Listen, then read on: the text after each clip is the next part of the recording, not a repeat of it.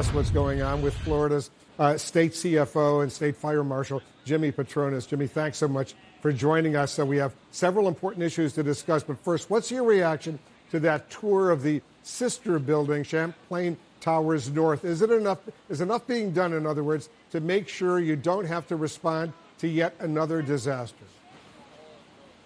So the first responders and the urban search and rescue teams have been using Champlain Towers North as basically a template for the life-saving services they've been administering over the last 16 days. But at the same time, there's also been a lot of work put towards looking at the investigative report that happened on South, comparing it to North. Looking at also, I've advised them to pull the minutes of Champlain Towers North board over the last 40 years and compare it to the minutes of South and see if both boards have made the same type of investments over the last 40 years. Two different associations, two different leaderships, two different levels of investment. So the details will come out. Yeah, both buildings, though, built almost around exactly the same time by the same developer, just two or three buildings apart. Let's get to the operation at the collapse site that's ongoing right now. 14 more victims were found overnight. 78 bodies have now been recovered. 62 people still missing. What's happening, Jimmy, on this pile that's allowing more and more of these recoveries? So now you've got teams working on it from all four sides. In addition to that, the heavy equipment is now, because the threat of the deterioration of the building that was standing is no longer a threat, you're able to get heavier equipment down into the areas in the parking garage to move the large pieces of concrete, which before had to be cut up by hand in order for the cranes to lift it out. So the tools to do the job are now easier to access, and that's why speed has been so much more enhanced.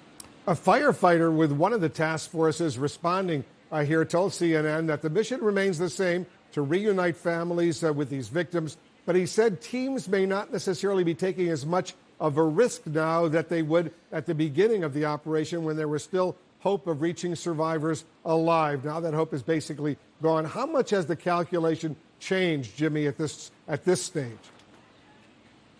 Well, one thing I can assure you is the dogs are still on the site.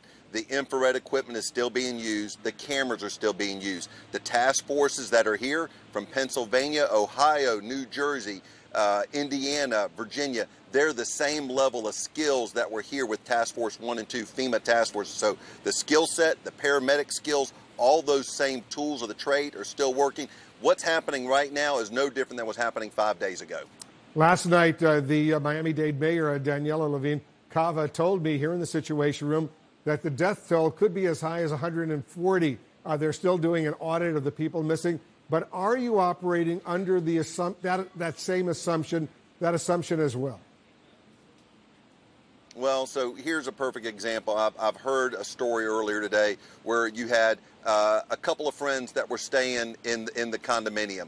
Loved ones didn't know that one was staying with the other. So again, that's why it's so important that we mine this data, we build a database, we create a manifest of what could be in that building. We have been exploiting every element of state resources that we can to ensure that we get the best data possible, because at the end of the day, there may be insurance claims that take place. I want to make sure families get closure on the emotional side of it, and then for those that are surviving, I'll make sure they get their closure on the financial side.